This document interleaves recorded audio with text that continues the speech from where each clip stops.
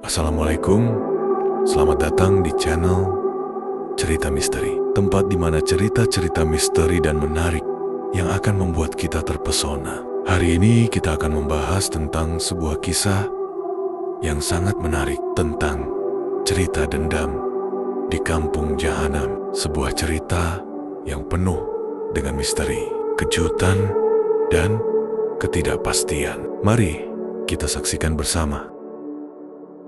Sebelum kita lanjut, jangan lupa like, komen, dan subscribe agar kami makin semangat membuat cerita-cerita misteri berikutnya. Terima kasih. Bab ke-8. Nama saya Ratih. Ini adik saya Rini. Dan ini teman saya Adan dan Hussein. Saya dan Rini berasal dari kampung Ranting Saripah. Sudah 2 hari ibu kami menghilang, Pak. 2 teman saya, ini yang berasal dari kota, ikut membantu saya mencari ibu. Jelas Ratih dengan suara serak menahan air mata. Dia jelas sudah lelah. Hamim angguk Pak Hendarso paham. Dia nampak tak terkejut mendengar penjelasan Ratih. Mengingat banyak juga warga kampung Ratih yang bermigrasi ke desa ini. Saya ingin minta tolong, Pak. Saya nggak tahu lagi harus kemana. Saya sudah mengadu pada Kanis Ridwan. Tapi pencarian hanya dilakukan setengah hari. Dan saat saya dan teman-teman saya mencari lagi, malah mendapat serangan dari orang-orang yang saya bahkan nggak tahu mereka siapa, Pak. Suara Ratih gemetar. Bulir-bulir bening sudah jatuh menetes dari mata itu. Nak Ratih, saya tidak bisa bantu banyak. Yang saya bisa hanya mempersilahkan warga Ranting Sari menetap di sini. Menampung mereka jadi warga sini. Hanya itu yang bisa saya lakukan. Bapak juga sudah dengar tentang kejadian di kampung itu. Tapi Bapak juga nggak berhak ikut campur urusan kampung kalian. Begini saja. Malam ini nginaplah di rumah Bapak dulu. Besok pagi kalian temui Pak Usman, adik dari almarhum Ustadz Hasim. Dia tahu sedikit banyak tentang kampung itu. Yang sabar ya Nak Ratih. Bapak doakan semoga ibu Nak Ratih segera ditemukan dalam keadaan yang tidak kurang satu apapun. Ucap Pak Hendarso. Amin ya Allah. Serentak mereka semua mengaminkan. Mereka pun menginap di rumah Pak Hendarso malam itu. Mbak Titi segera mempersilahkan Ratih dan Rini masuk ke kamarnya. Sementara Adan dan Hussein digelarkan ambal di ruang tamu. Di sanalah mereka tidur. Di sana, Pak Hendarso mempersilahkan mereka makan dan istirahat malam itu. Sementara itu di tempat lain. Bagaimana bisa kalian gagal menangkap 2 gadis itu, ha? Bentak seorang pria kepada para bawahannya. Maaf Tuan, kami tidak menyangka 2 lelaki yang ikut bersama mereka ternyata bukan orang sembarangan. Mereka bisa bela diri. Dan gadis yang satunya juga bisa bela diri. Kami kewalahan menghadapi mereka. Jawab salah satu anak buahnya gemetar. Ah, kalian saja yang tidak becus. Lelaki itu pun berlalu menuju sebuah ruangan. Di sana, ada seorang wanita cantik memakai kebaya merah marun. Rambutnya tampak disanggul dengan tusuk konde. Maaf Nyai, mereka gagal mendapatkan 2 wanita itu malam ini. Bagaimana dengan ritual penebusan dosanya? Nyai Simpuh pria itu. Mau bagaimana lagi? Kita pakai saja ibu mereka. Malam ini harus diadakan ritual penebusan dosa. Kumpul semua anggota kita. Kita tidak ada pilihan lain. Kali ini mungkin khasiatnya tidak lama. Karena bukan perawan. Tapi masih bisa sampai kita menemukan gadis-gadis itu. Ucap wanita cantik itu sambil bangkit dari tempat duduknya. Ibu Nur disekap. Mulutnya dililit kain. Kepalanya ditutup lagi dengan kain. Ditempatkan di sebuah ruangan gelap. Seseorang datang membuka pintu ruangan tersebut. Buk Nur kelagapan. Berusaha memberontak. 2 wanita memasuki ruangan itu. Mengapit di kiri dan kanan.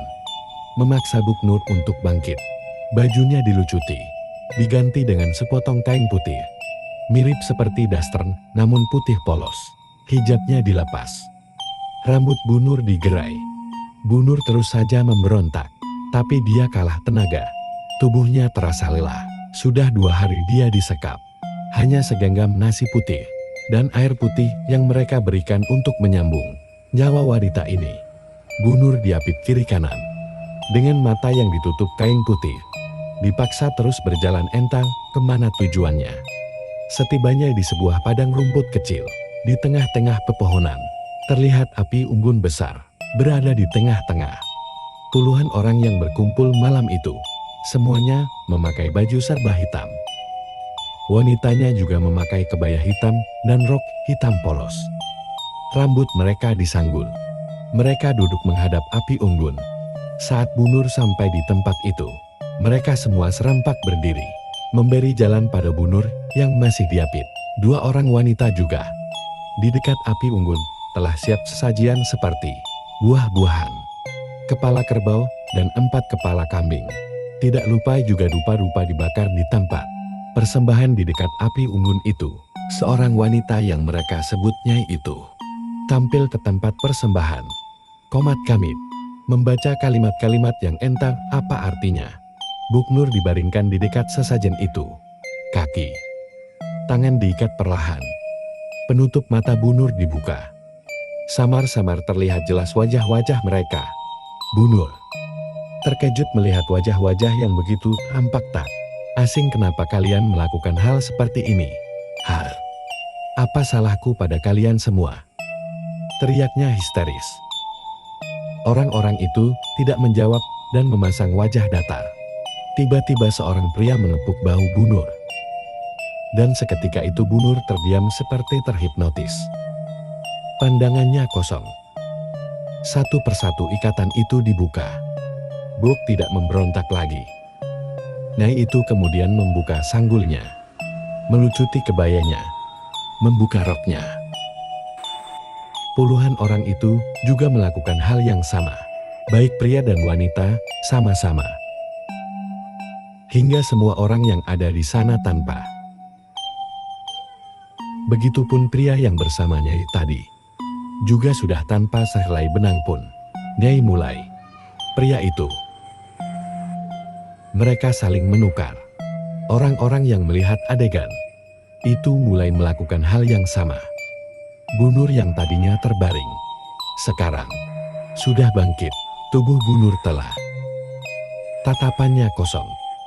Dia duduk membuka kedua kakinya lebar-lebar.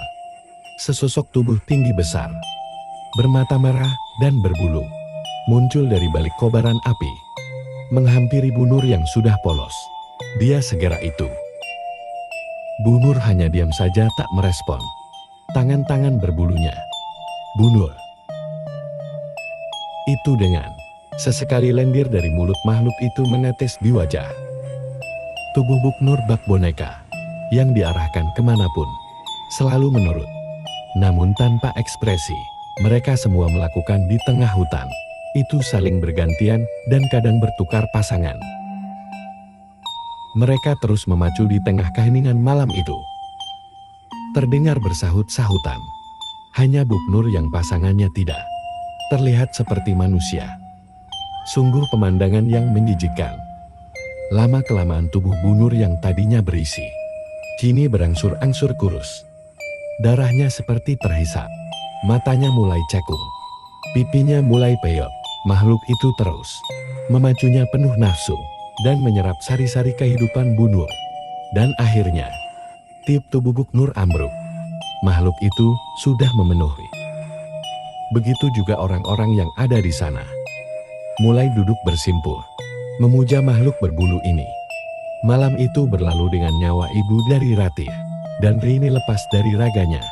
Bersambung ke bab 9.